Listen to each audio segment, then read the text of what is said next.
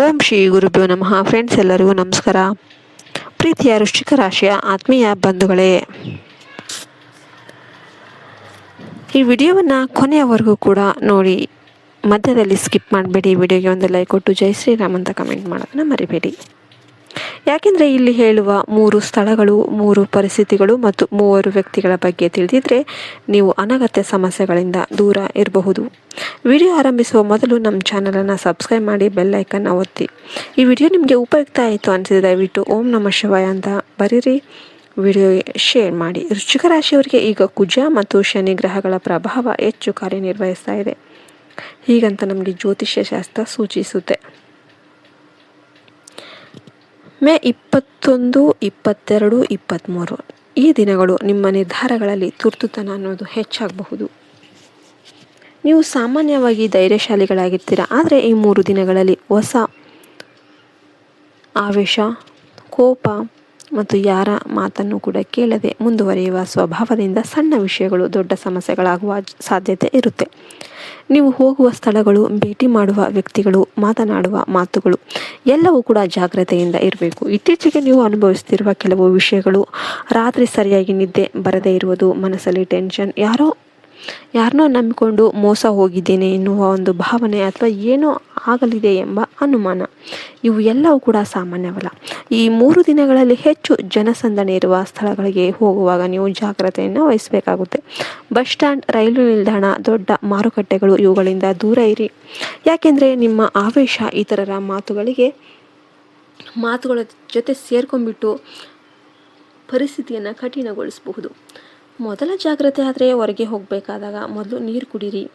ತುರ್ತು ನಿರ್ಧಾರಗಳನ್ನು ತೆಗೆದುಕೊಳ್ಳೋದಕ್ಕೆ ಹೋಗಬೇಡಿ. ಯಾರ ಜೊತೆಗೂ ಕೂಡ ವಾದ ಮಾಡಬೇಡಿ.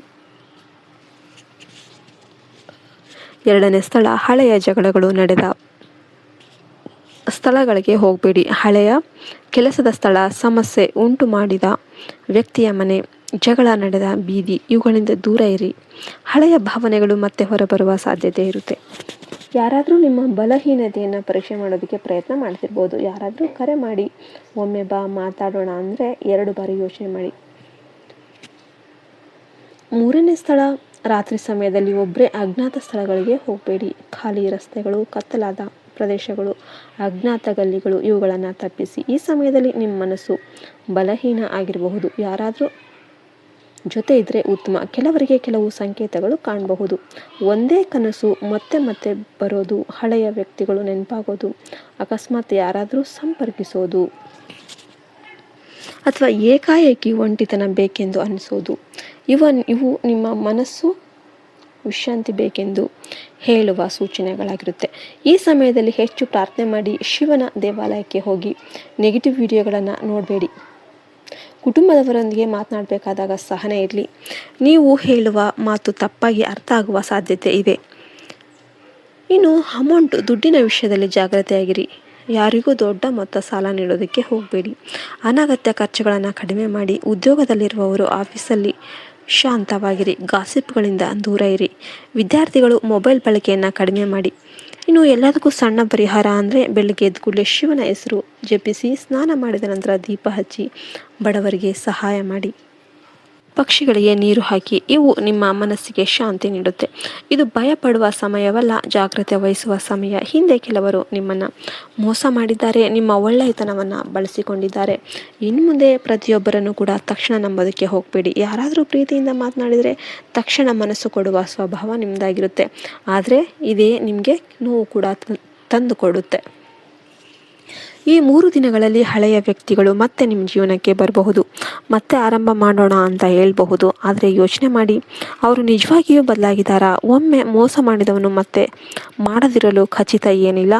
ನಿಮ್ಮ ಯೋಚನೆಗಳನ್ನು ಎಲ್ಲರಿಗೂ ಹೇಳಬೇಡಿ. ಹಣದ ವಿಷಯಗಳನ್ನು ರಹಸ್ಯವಾಗಿಡಿ. ಹೊಸ ಪರಿಚಯಗಳನ್ನು ತಕ್ಷಣ ನಂಬೇಡಿ. ಸೋಷಿಯಲ್ ಮೀಡಿಯಾದಲ್ಲೂ ಕೂಡ ಜಾಗ್ರತೆ ಇರಲಿ. ಈ ಸಮಯದಲ್ಲಿ ನಿಮಗೆ ಬೇಕಾದದ್ದು ಭಾವನೆ ಅಲ್ಲ, ಸ್ಪಷ್ಟವಾದ ಆಲೋಚನೆ.